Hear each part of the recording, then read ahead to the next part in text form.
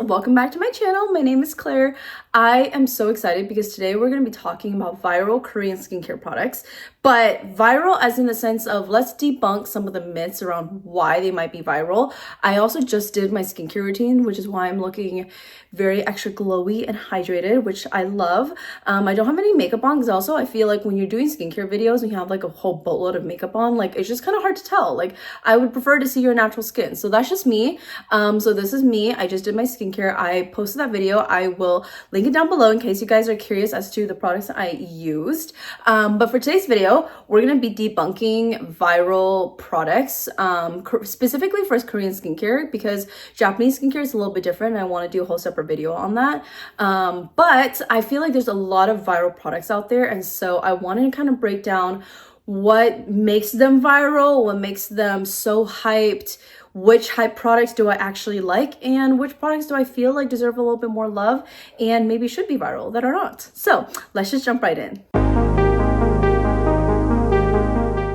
Okay, first, we can't even begin to talk about why Korean skincare is so viral and so hyped and so everything without actually first kind of talking about the philosophy of Korean skincare. So if you guys are not familiar, Korean skincare basically is famous for, having multiple steps, like the 10-step, 12-step routine. And, some people are like, that's so excessive. Some people swear by it. Some people are in between. And so you kind of just have to first understand like all of the steps in it and then kind of figure out for yourself like what really works. So in Korean skincare, the lay of the land basically kind of works like this. You start off with double cleansing, and the concept of double cleansing is first to really cleanse and also to cleanse and then kind of add in some hydration back into your skin. And the concept of double cleansing for I think a lot of people is something that kind of maybe seems a little bit intuitive, because you need to remove your makeup and then you need to maybe go in with like a cleanser.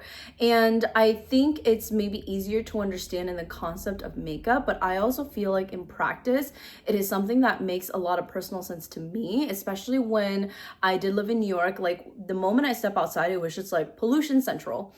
And so the way I often looked at double cleansing was I used the first step in the skincare routine to really kind of like get rid of a lot of like the pollution that was kind of like stuck onto my face, any debris, any of that nonsense that maybe you can get off with water. But having like a double cleansing routine, I always start off with something light and gentle, like a cleansing water of some kind. I love the one by Torriden. That's the one that I typically use. I start off with something like that to just kind of like give my skin like a really kind of like fresh once over. If I'm staying at home all day and I didn't really do much, that might be like my entire skincare routine for cleansing, because I don't really need to do that much. But if I'm going outside, if I have any kind of makeup on, I like to start with that, and then I like to actually go in with another cleanser. The current one that I've been using is this one from Pyongyang. This is the low pH pore deep cleansing foam. I have a couple that I love. This is just the current one that I've been using, just because I've been experiencing a lot more hormonal acne than I typically do. And I've been also trying out some new products. And so I really want to make sure that I'm cleansing myself as well as I can. And so this is the one I've been using on the days where I do feel like I need some extra cleanser besides just the cleansing water. And so this one I really enjoy. There's a couple other ones. There's one from Ilyun that I really like. I'll drop it up on the screen right here. And so Korean skincare, Korean cleansers have a lot of different varieties. You can go with ones that are, like foaming deep cleansing. You can go ones with like a little bit more of a gel texture that's meant for more hydration. It really just kind of depends on what you're looking for. And that's kind of the key with double cleansing. You really can kind of tailor it to like depending on exactly what it is your skincare needs. And I talk about cleansing so much because it's such an important step of the routine that kind of sets the foundation for everything else. Happens after that is toners and essences, which I feel like now they're talked about everywhere, but this to me is really a kind of a concept that was really popularized with Korean skincare kind of going viral, where toners maybe are not necessarily just meant to combat acne, where this concept of hydrating essences, which basically kind of feel like toners, but they're a little bit different. It's like a brand new concept, but it's also so revolutionary and like just is a great addition to skincare and like a different way to think about toners and essences.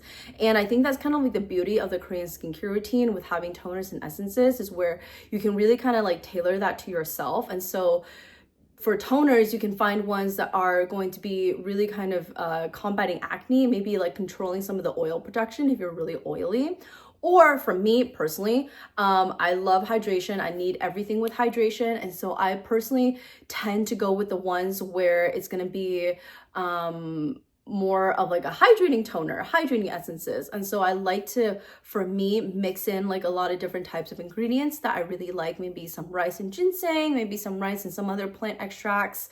And that's kind of like what I look at with my essences, where I really just kind of am focusing on adding a lot of that hydration back into my skin. After essences and toners, the next step is going to be serums. And this is kind of where I think Korean skincare really shines with serums. And this is the other concept in Korean skincare that maybe isn't talked about as much, which is ingredients.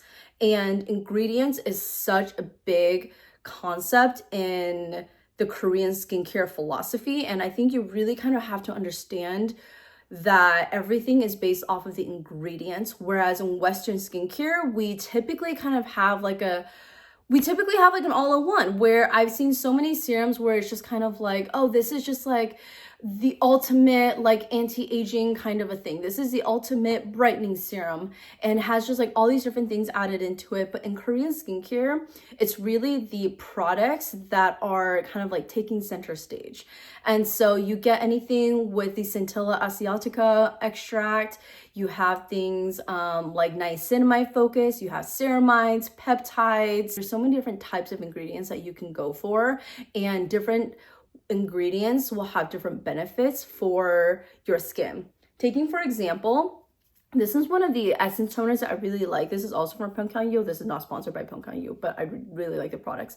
But this is their essence toner, and one of like their key ingredients in here is the, I'm gonna pronounce this wrong, this is the astragalus membrane root extract. It's a plant extract, and it is, as we mentioned, just another one of those ingredients where the plant extract is meant to help keep the hydration, keep the moisture in your skin. And so this is an example of where a product is really kind of designed around having one specific ingredient. Another great example of this is the other essence that I really like using. This is the Beauty of Joseon one. This is the Glow Replenishing Rice Milk. And so obviously rice is another big ingredient. I personally really love rice in all my skincare routines. I don't find that all of the other, as I like to call it, edible ingredients like rice, mushroom, whatever, I don't really find some of the other ones work as well for me as rice does. But rice and meat are like, you know, and I think it has something to do with the fact that I am East Asian. So it's probably just, you know, like genetics, where my skin and my body is just like, oh, rice. Yeah, of course we love rice. But basically, like, this is another example where this is like a rice milk. And so this is another example of where the actual ingredient is just prominently stands out to you. Some of the other ones that I really like is, for example, there's a lot of different types of peptide serums. This is currently the one that I've been using from Mary & May. I actually prefer the Ample N peptide serum. I'll drop it up on the screen. I just finished it. I repurchased that one like 2 or 3 times already, but I wanted to give something else a try. So I've been trying this one, but for example, this is the peptide serum. This has 6 different peptides in it. And so this is another example of how this entire serum is just for peptides. So if your skin likes peptides, this is going to work for you. If it doesn't like peptides, this is not going to work for you.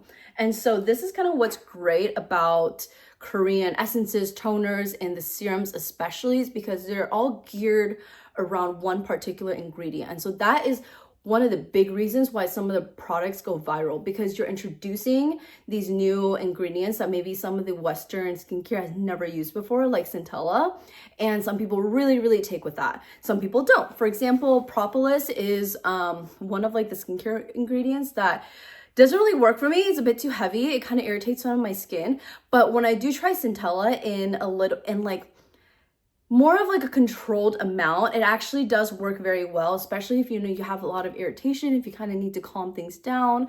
I've also heard that it can aid with stretch mark prevention. I don't know whether or not that's really true, but that's kind of like one of the other claims that I've heard. And so that's kind of like the beauty of what makes Korean skincare go viral, is because they don't just have glycerin and hyaluronic acid and vitamin C. They have so many different types of ingredients that are kind of taking center stage, like ginseng, and literally so many that like I sometimes like look at all the products, I'm like, oh, that's like a brand new ingredient I've like never heard of, never tried it before. And that's kind of like my first experience with trying this. I just wanted to try something new, and I'm like, this is a plant I've never heard of. It's supposed to help keep hydration, so I will go ahead and try it. And so sometimes when you hear about different products going viral, that's something you really have to keep in mind, is that someone is basically just saying, hey, in this skincare product, more likely than not, it's going to have one of those like key feature ingredients, and that just really works well for them. It really works well for a lot of people, and that's kind of usually why some of these things are going viral. Now, with that being said, the next step after the serums is going to be the eye creams, the moisturizers, and of course after that it's going to be sunscreens and face oils. And so sunscreens, of course, is another area where it is just so talked about. And I personally feel like it's for good reason. And I think that is because the key thing to remember with Asian skincare is that for Asian people, we just really don't like being in the sun. And that obviously does not hold true for all Asian people. That philosophy, I think, also changes. When I was younger, the idea of trying to be so completely pale like a ghost is like not something I ever want to be. And I see my sister, and she's like always so super tan, and she's naturally a little bit more tan than me anyways, but it's just hilarious because now that I've gotten older, also because I do dress modestly, I always wear long sleeves and long pants anyways, I'm like naturally a bit more covered up. And so it's just like one of those things where sun care is so key.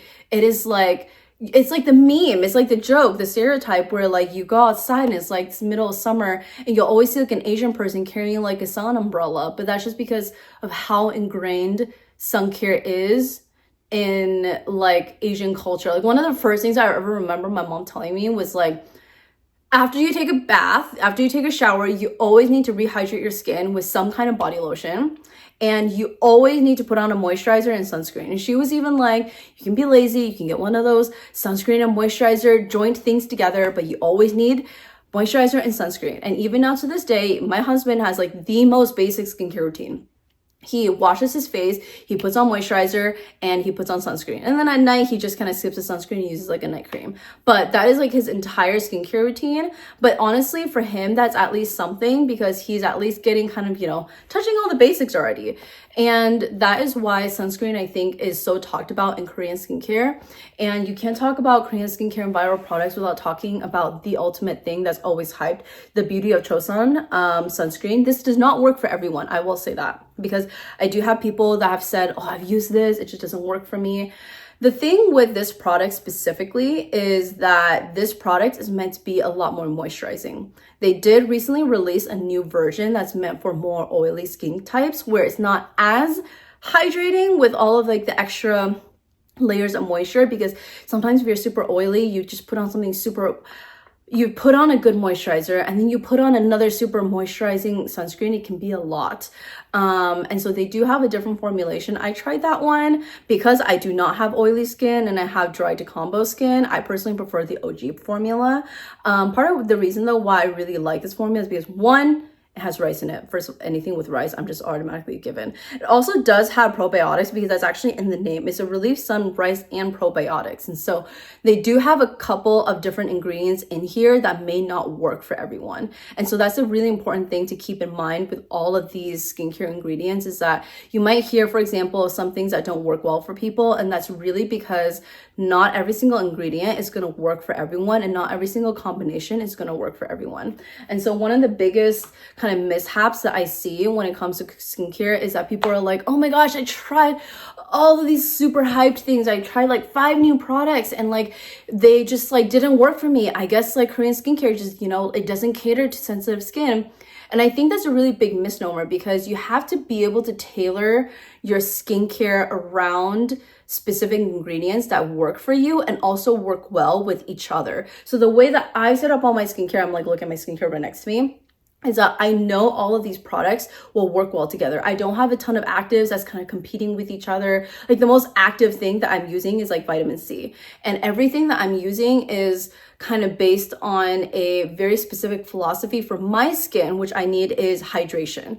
And so for me, hydration is really key. And then I supplement that with, you know, exfoliation when I need it and a really good cleansing routine. And so all of the ingredients that I'm looking for is really meant to that. And so if you're looking and you're mixing a whole bunch of different ingredients together that maybe may not work that well, like you have niacinamide and then you have retinol and then you have vitamin C and then you have centella and then you're complaining about it not working for you, it's probably because you didn't actually look at the ingredients. And that's the biggest difference, is that in a lot of Western skincare, they're designed for you to want to buy the entire range. They're designed for you to want to buy both the cleanser and then the serum and then the moisturizer and then the sunscreen, whatever. And it's kind of meant to be like this whole big complete thing. And don't get me wrong, a lot of also Asian skincare brands also do that, especially in some like the higher end ones where they kind of talk about like, this is the complete skincare routine. But in most of the times, in most of like the normal people that I've seen with their skincare routine, if they're using Asian skincare, it's usually a mix of a lot of different things, and you kind of feel a little bit like a mad scientist trying to puzzle them all together.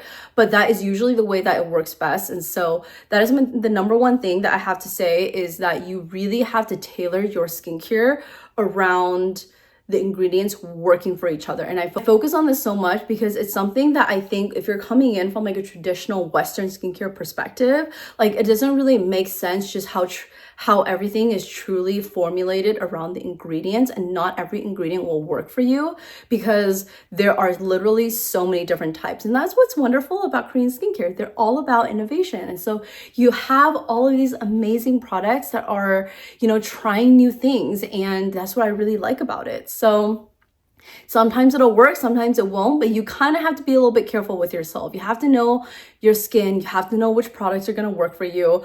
I would really not recommend, if you're like brand new to this, to be throwing in like 5 new ingredients that you've never tried before all at once. I would really go with like one at a time, and not everything will work for you, and that's okay. And that's the beauty of skincare, honestly. Okay, I have some very specific brands that I want to talk about because I feel like brands are the best way to think about some of the like the viral skincare products. So, okay, first of all, we're going to talk about Beauty of Joseon and some of their viral products. The viral product from Beauty of Joseon that I absolutely obviously love, is considered one of my personal holy grails, is the sunscreen. The sunscreen does also have niacinamide in it, in addition to rice, the probiotics, and so that may not work for everyone. And I know that some people have tried this, it doesn't really work for them, and that's probably because of the niacinamide. And so to me personally, if you are good with niacinamide, you're going to love this product. If you are really, really sensitive, especially to niacinamide, this may not work as well for you. For me personally, I have sensitive skin, I have dry to combo skin, but my sensitive skin is something I've kind of figured out how to manage, and I'm not as sensitive as some other people have been, because I've worked really, really hard to rebuild my skincare barrier and to kind of rebuild some of that resistance to some of the potentially more like sensitive causing ingredients. And so for me, niacinamide is actually really, really nice. And it doesn't kind of, you know, irritate my skin in any single way. So that's something I would mention with this. They also have Beauty of Joseon. They have a lot of other amazing products, but something to keep in mind with all of their skincare is that they do really, really focus on, as I mentioned, different combinations of different ingredients. Something, for example, that I've found does not work for me at all is propolis. And so they have an amazing serum that is the propolis and niacinamide mix, and I know a lot of people really like it. For me personally, propolis is really irritating on my skin, and so that does not work well for me at all. And they also have, for example, some other products that is their rice milk that I personally really like. This is a lot more light. This is a lot more, you know, calming for sensitive skin. They also have a really nice ginseng essence that I've also used. I actually really like, but I don't consider it one of my holy grails. So I don't really, you know, reach for repurchasing it as much. And so something to keep in mind about all of Beauty of Joseon's products is that, to me, their products are not necessarily designed as well to fit together in a complete skincare routine. And that may be a bit of an unpopular opinion, I don't know. But I just kind of feel like a lot of their skincare has a lot of different mixes of different types of ingredients. Whereas with some of the other skincare lines, for example, like Roundlab, like they have an entire collection just focused on one type of ingredient with like a very similar formulation for both like essences, serums, and moisturizers. And so that works together a lot better in like a comprehensive skincare routine compared to some of Beauty of Joseon's products, where I feel like it becomes, definitely become a little bit of a mad scientist. And so you're going to have a little bit more of like a reaction, especially if you're trying out new products that don't work well, because I don't personally believe that all of their skincare ingredients are always going to mix the best for every single person. So that's kind of my thing with Beauty of Joseon. I would not approach it with being like, I'm going to buy everything from them, I'm going to mix it randomly together, it's going to be like a great skincare routine. I think there's some other better brands out there with lines where if you wanted to kind of buy something all from one brand and kind of try it out, I think some other ones are a little bit more better suited for that. I think Beauty of Joseon is ones where you kind of have to pick and choose a little bit of the ones that's going to work well for you. The next brand that I wanted to talk about, one of their lines, is Torriden with the Dive In Low Molecular Hyaluronic Acid line. So this Torriden is very interesting to me because I really, really love their cleansing water. I'm like so obsessed with that. But I do not feel like some of their other ingredients work as well for me personally. However, the thing with Torriden for me is that I feel like it is a wonderful brand, especially for that line of like the Dive In line, like the kind of like the blue color line. I feel like it's so great as kind of like an intro into Korean skincare. If you don't really know much about it, if you're kind of like scared of like really diving into all these like crazy stuff, I feel like it's like a lot more of a simpler line with more simple ingredients that I personally feel like work well as like a beginner. And so for me personally, it's not maybe as hydrating as something I'm looking for, but if you have oily skin and you need some moisturizing properties without going crazy on your skin, I think Torriden is like a really good place to start. And so for me personally, I think that their moisturizer is a little bit too light for me. In the summer times, I think it works a little bit better, but I have some other ones that I personally prefer. I think that their serum, their hyaluronic acid serum, is nice, but not the most hydrating one that I personally use, especially for me because I'm dry to combo. I need a lot of hydration. And so it's not my favorite, but their cleansing water to me is superb. Superb in the sense of like, I really use it and I'm just like, my skin is clean. And I think it takes off my makeup so well. I do obviously kind of have to like take a little bit extra care if I'm like, you know, like wearing like crazy eye makeup or something. But I personally feel like that for me is like one of my favorite products. I actually just ran out and I've been using like this other one and I'm just like honestly not as in love, and I wish I repurchased it when I made a new YesStyle order, because I'm just kind of like, I regret it because I thought I would like this new product, but I don't. I'm not even going to talk about it because I don't want to talk about products I just don't like. But that's my thing with Torriden. I feel like it's a really good intro. And if you're in the hunt for a really good cleansing water, I would really try out theirs. I feel like it's an amazing kind of like first step in like a double cleansing routine. And so if you're not looking for like two really crazy heavy kind of like cleansers, I feel like a cleansing water is like a really nice way to kind of still be able to do double cleansing with the philosophy of it all, but not go overboard. Okay, the next one is Roundlab. Okay, there's two collections in Roundlab that I feel like we just need to talk about it and then you'll get acquainted with your brand. So they have first the Dokdo line, Dokdo. They also have the Birch Juice line. And I feel like most of the products that I see either get hyped, get talked about, or whatever, it kind of fall into one of these two collections. So the Dokdo one is pretty simple to me. It is infused with mineral seawater, and the main ingredients are going to be hyaluronic acids and some ceramides. Obviously, depending on the type of products that you're using for like lotions versus toners versus creams, the formulation is going to be a little bit different, but that's kind of like that line. And if you compare that with the Birch juice line, the Birch juice is basically kind of as it sounds. It is extracts from like the birch sap, and it's infused in all of their and all of like the different products you can get from that line, from like the toners, serums, moisturizers, etc. For me personally, having tried both of them out, I personally am more on the ceramide side. I have always found, if I compare the serums of the Dokdo serum ampoule versus the Birch juice one, I find that the serum I always lean towards is the Dokdo one because it has ceramides in it. And so for me, ceramides works a lot better. It's a lot more hydrating on my skin. And so in that sense, I also jive a lot better with the Dokdo moisturizer compared to the Birch juice one.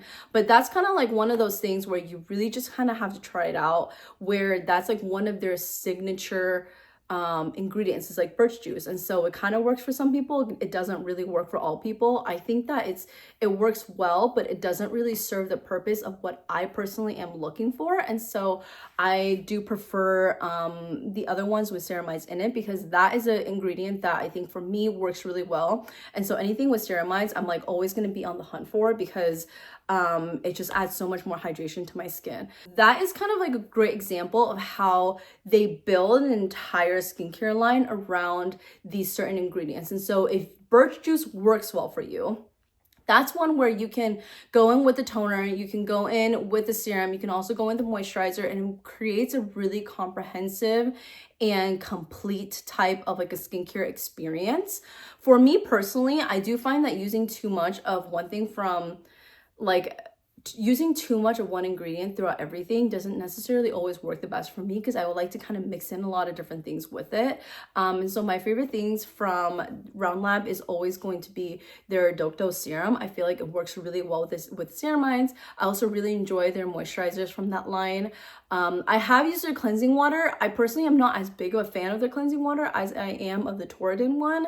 I feel like the Torriden one is really nice, which is something I will actually also mention. Torriden one does have witch hazel in it, and my skin in the past hasn't always reacted the best to witch hazel, but I do know that it really helps with cleansing, and I don't think it's like the most prominent ingredient in there. And so I will mention that if you're very, very sensitive, I would maybe stay away from the Torriden one, because it does have witch hazel in it. Between the two, I personally find the Torriden one to be a little bit more cleansing while also being hydrating, and so that's kind of the one I lean towards. But the Roundlab one also does have a cleansing water that I also think is really nice, and I think that one may be a little bit more gentler than some of the Torriden one. One of the last brands that we're going to talk about is CosRx. So CosRx is a brand that I used to use a lot. I haven't reused them anymore because one, they're one of like the very few skincare Korean skincare brands that is owned by someone that is not BDS safe. Most of like all of the other brands that I can find do not have any kind of ties to Israel that is at least very noticeable, because obviously these things are kind of everywhere. But for the CosRx's owners, that is something that is kind of like obvious. And so from like a BDS perspective, I no longer use CosRx. And also my favorite things from CosRx was basically the Snail Mucin. And I personally really enjoy the Snail Mucin, but I do not use it anymore because I'm trying to use as many vegan skincare products and ingredients as I can. And so Snail Mucin is like one where it's like very obviously it's not vegan. And so that's just kind of me. But when I did use Snail Mucin, I really enjoyed it. It is not for everyone. And there's a very simple reason why. Is because Snail Mucin, I do think, has a possibility to kind of like activate allergies, activate sensitivities and skins. And so I do think that once again, it is not an ingredient for everybody. If you like it though, Snail Mucin is in a lot of different skincare products, not just in CosRx, but for me, CosRx is kind of like most well known for their Snail Mucin. And I personally have not found, when I tried their products in the past, I did not find that their other products besides their Snail Mucin line to be as effective, or at least at the very least, they did not work well for me. I did not think some of their hydrating toners and essences worked as well as the Snail Mucin ones. And so I do personally feel like when I was reaching for CosRx, I was always reaching for Snail Mucin. And so if you do not like Snail Mucin, there might be some other products there that works really well for you. But other than that, I do kind of feel like it's a little bit more, once again, of personal preference. And I just don't think some of their other products was as effective for me personally with what I was looking for with hydration. And Snail Mucin is, a little bit more sensitive. So that's something I will say. I don't think it's like one of those things where it's like gross or whatever, because I know some people are like, oh my gosh, Snail Mucin, that's weird. But personally, I found that it worked really well for my skin. I'm just trying to be more vegan in all the things that I'm using. So it hasn't really worked that well for me in the recent days. And so I stay away from it. There are so many other brands I can talk about, like Mucin and Skin 1004. And all of these brands, to me, what you need to basically know is, once again, we're going to go back to the Korean skincare philosophies of the different steps and of the ingredients. And that's really all you need to know about all of these different products. Some brands are going to be a little bit better about, creating like a more comprehensive line of skincare. But once again, it comes down to the ingredients. Not every single ingredient is going to work for everyone. It doesn't matter if everybody's hyping up Centella. If Centella does not work for you, it does not work for you. And that is kind of like all I can say, is that when you're looking into trying out different things, I would not get swayed by whether or not somebody likes it or not, or like how viral it is. My opinion and my honest advice is to first figure out what is like the primary skincare ingredient in it, and then go kind of figure out to see like, okay, what is Centella supposed to be good for? What is ceramide supposed to be good for? What is rice in a skincare supposed to be good for? And then figure out if that's gonna work for you. And so that is kind of through how like all of these, trials and errors. Like I do find that some things do not work as well for me. If something has too much fragrances, essential oils, like over time, it's going to kind of break down my skincare barrier and just does not work that well. And so that's something to really, really keep in mind. And I think it's something that you need to think about a little bit more with Asian skincare, just because of or especially with Korean skincare, I would say, because of how prominent different types of ingredients are. And so not everything is going to work for everyone.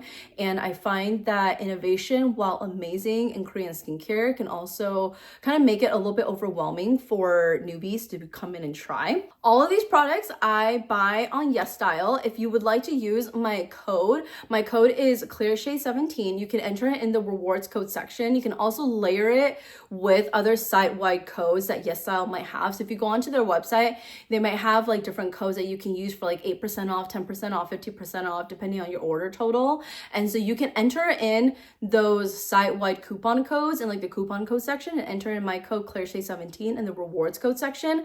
And you can just like double up on your discounts. And I really, really personally love that. I use YesStyle for everything, and I buy all of my skincare products myself with YesStyle.